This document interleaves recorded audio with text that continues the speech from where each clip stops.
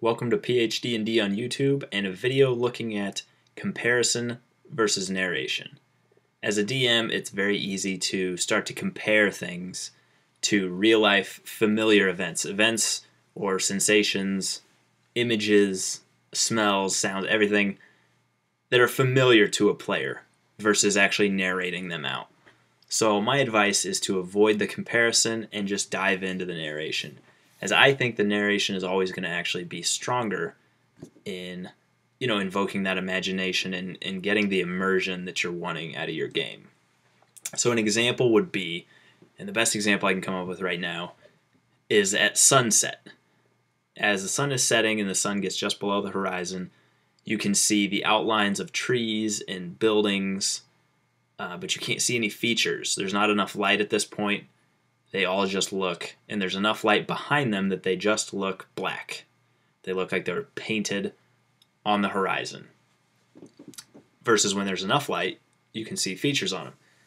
In a game, it would be very easy to be describing to the players, you're walking down this road, and the sun is setting, and you know how when the sun sets and there's just light behind things and they just look black, that you can't see any features.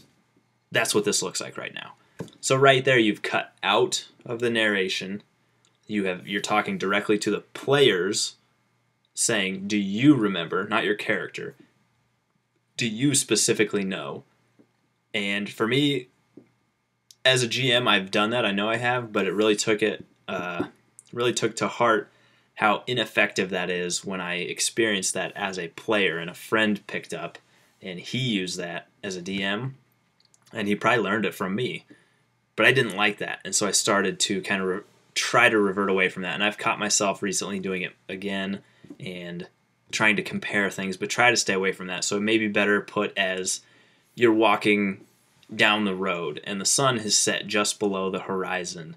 The sky is a dark blue above you as it fades into a lighter mix of gray and orange near where the sun has set, creating this illusion that the trees and the ruins up ahead are painted black on the sky and don't actually exist.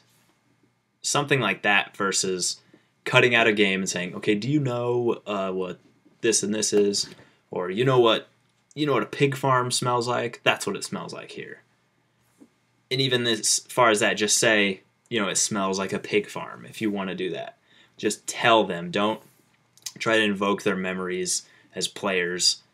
And feel free to disagree and comment below on why you do, or comment below on why you agree. But that's my tip for the day. Narrate. Don't compare. Draws you out of the game, draws you out of the immersion, and in my experience, it's just not as rich as that full-on narration can be. This has been PhD&D. Thanks for watching.